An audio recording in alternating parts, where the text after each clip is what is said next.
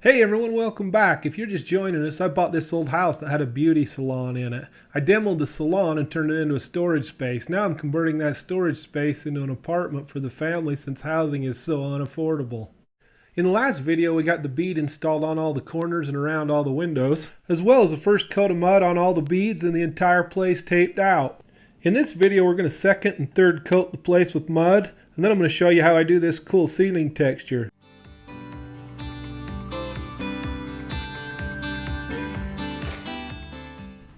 Several years ago, when I first started dabbling in the drywall, it seemed like there was two different kinds of mud.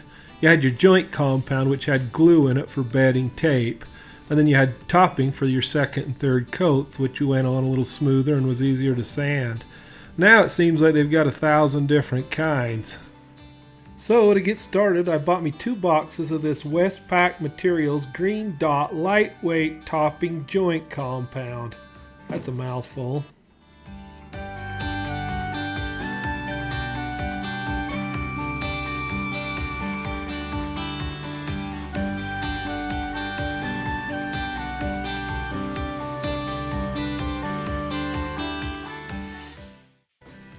And after a good mixing, it looks nice and smooth and creamy, almost good enough to eat. Don't do it, it's probably not good for you.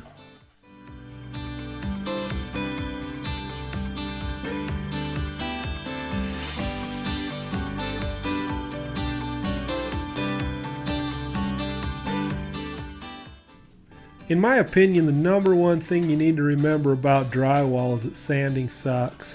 Anything you can do to reduce it or eliminate it is well worth your while.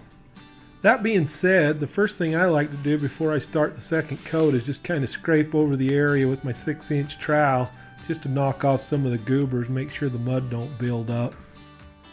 Next, I just trowel on a super thin coat on each side and just make that corner and that outside edge as clean as you can.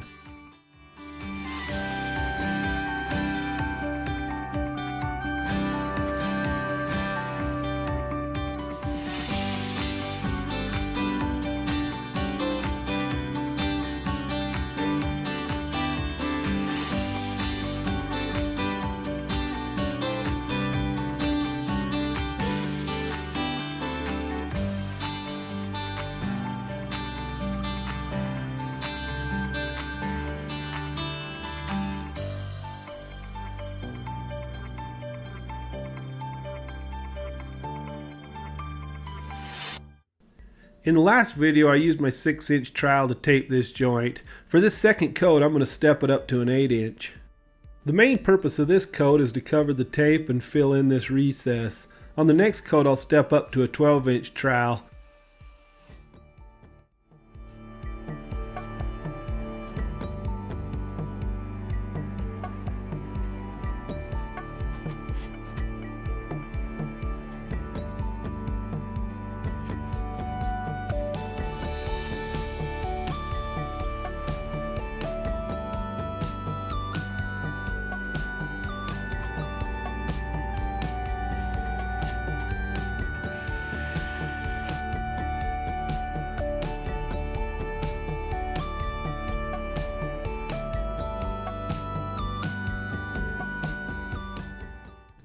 When second coating these corner beads, I stepped it up from the 6-inch knife on the first coat to the 8-inch on this second coat, and then on the third coat I'll use the 12-inch just to feather it out farther.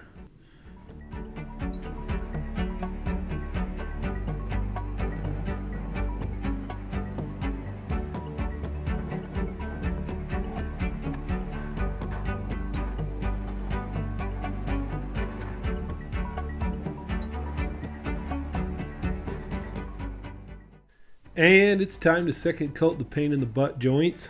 For this, I step right up to my 12-inch trowel because we want to feather this out as far as we can. As you can see, the trowel's not perfectly straight, it's got a slight curve to it, and there's a reason for that.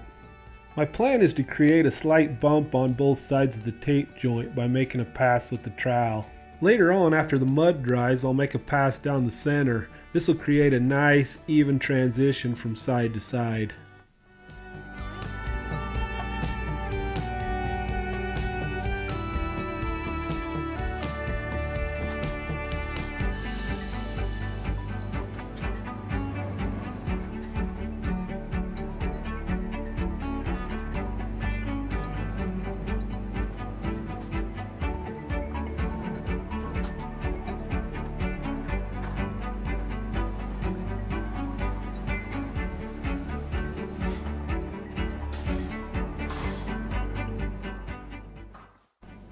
Before getting into my second coat on the beads around the windows, I used my 6-inch trowel to knock off all the little mud goobers.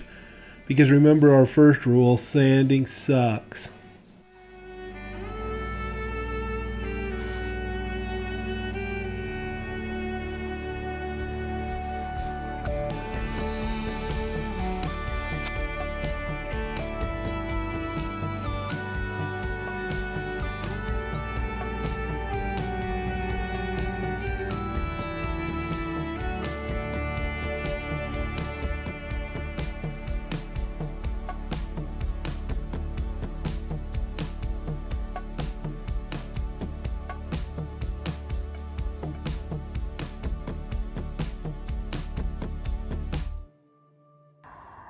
Callie, you realize you're on the gate, don't you?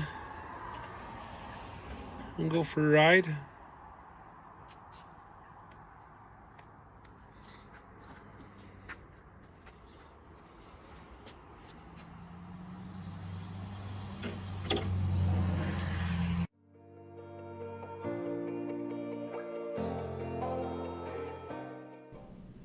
So at this point in the project, I'm getting pretty excited about getting this drywall all wrapped up so that I can get into the finish work. This wall is going to be the TV wall, and since my wife's been watching too much of the Magnolia Network, I'm going to end up putting shiplap on here. The good thing about that is after this second coat, just to flatten it out, this wall's done.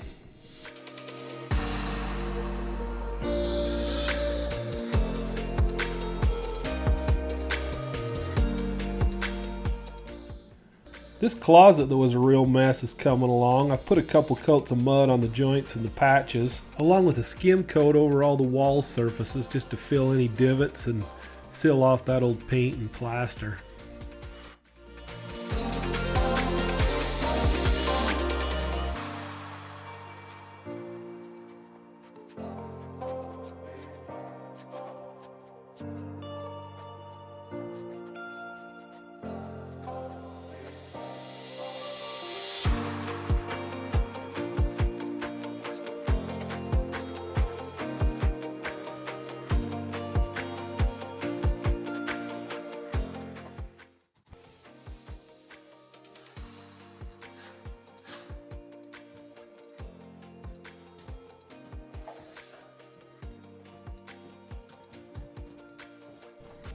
And by the time I got this second coat wrapped up, another day was gone. They go by way too fast.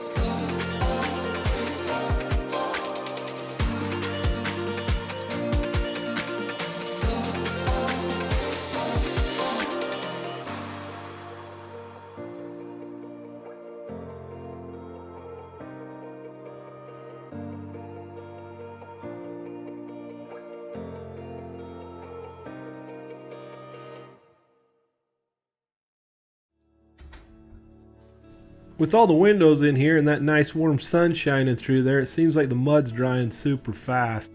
And that's a good thing, because the next thing I'm going to get into here is the ceiling texture.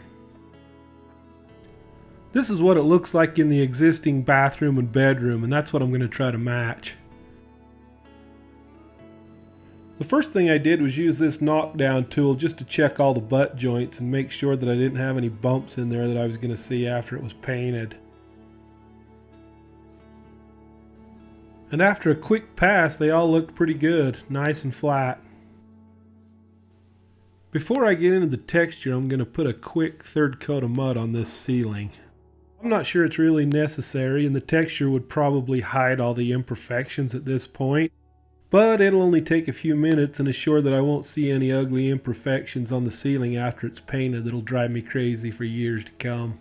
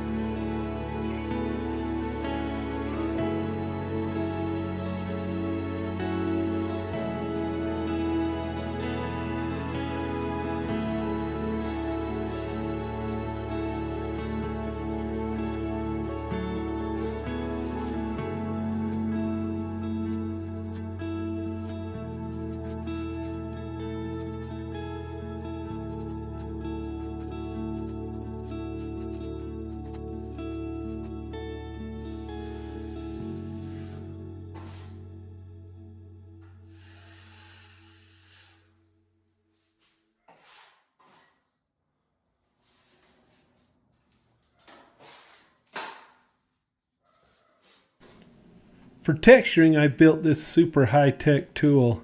Basically, it's just a hawk with a piece of insulation on it and then wrapped in some plastic and tied at the handle. First, I trowel a semi-even coat of mud over the face of it with my 6-inch knife. Then I draw some squiggly lines in there. I know there's quicker and easier ways to do this. This is just the way I've done it for a long time, and I just like the effect that you get. Next, I just use a light hand to stamp it and make it look nice and even to the eyeball. And just kind of rotate it as you go so you don't get a repeating pattern. I also like to try to get it as close as I can to the edge.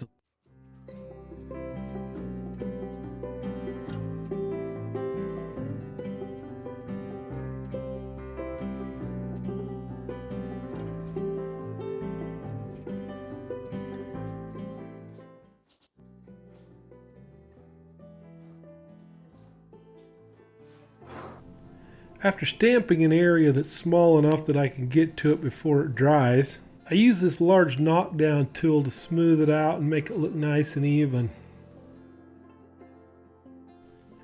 One of my peeves is when I go into a place and look at the ceiling texture and the texture doesn't go all the way down into the corner.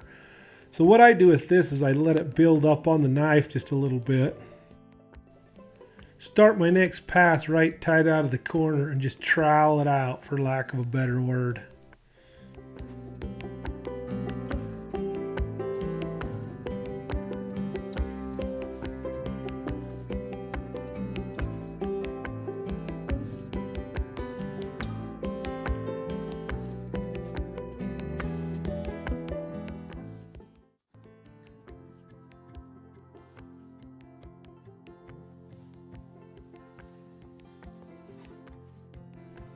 At that point, it's just rock and roll and get it done, one step closer to getting the drywall completed. I don't know about you, but I'm ready to move on to something else.